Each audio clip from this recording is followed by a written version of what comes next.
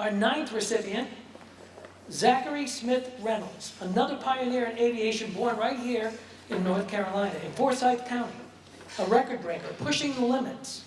Presented tonight by his grandson, Lloyd Tate.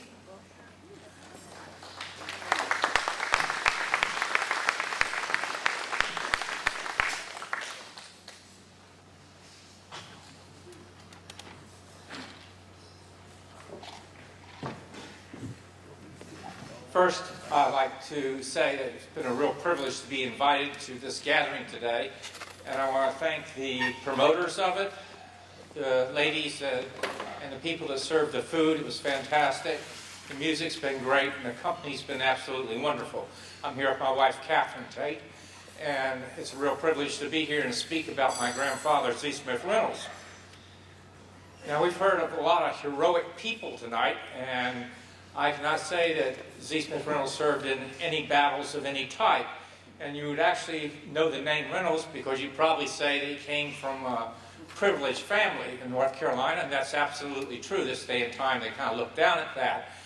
But I just want to remind you, in the 29 and 30s, when we were going through the Great Depression, R.J. Reynolds Company, anybody who wanted to work in North Carolina could get a job with them. And they got a job, and they got through the Depression. And there's not too many companies in this world that can say that. And probably, old man Reynolds probably did not like the idea of Zachary Smith Reynolds flying because he was very young.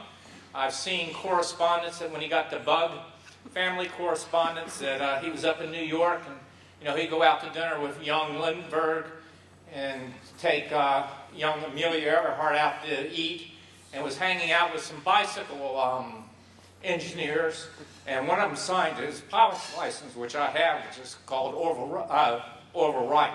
So I have Z. Smith Reynolds' pilot's license signed by Orville Wright.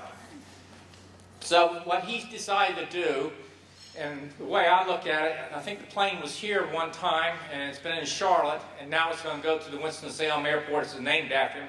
They hang in the rotunda as they redo it. He had this Savoy Machete airplane that it kind of looked like either a canoe or something of that sort, with an airplane wing above it and a big propeller up there, and it was a seaplane, or supposedly it looked more like a kayak than a canoe. And what he decided to do when he was 19 years of age is to try to go around the world. And he took off from New York and hop-skipped up to Nova Scotia and across the Greenland, over to Europe, and down across Spain, North Africa. And I have his logbook. I was reading his logbook. When he got to Cairo, there were camels on the main street, so he had to buzz that a couple of times so he could land on it and run them off. And then he got dysentery there, and he spent about 3 weeks in Egypt. And I've been to Egypt, so you don't want to eat the vegetables there for that reason. You can get very sick there. I'm a large animal surgeon. My wife's a small animal veterinarian, so I've been to Egypt a number of times doing surgery by the seat of my pants in Cairo.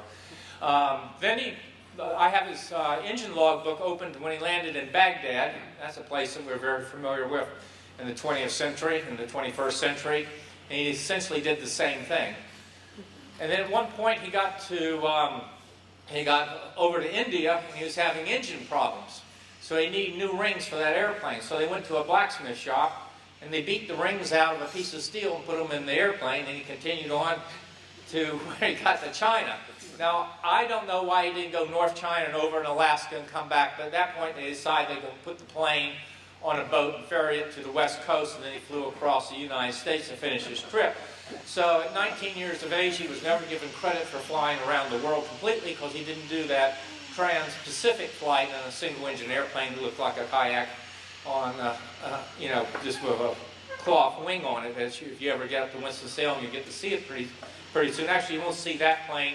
That plane got destroyed in Washington State in a fire. There were 3 left, and Barbara Babcock bought one of the 3, and that's the one that's going to be hanging there. His plane was 898 Whiskey, and if you ever get up to Winston-Salem, there's a published logbook on the flight of 898 Whiskey. You can buy it and run over the house. That's the American Museum of Art.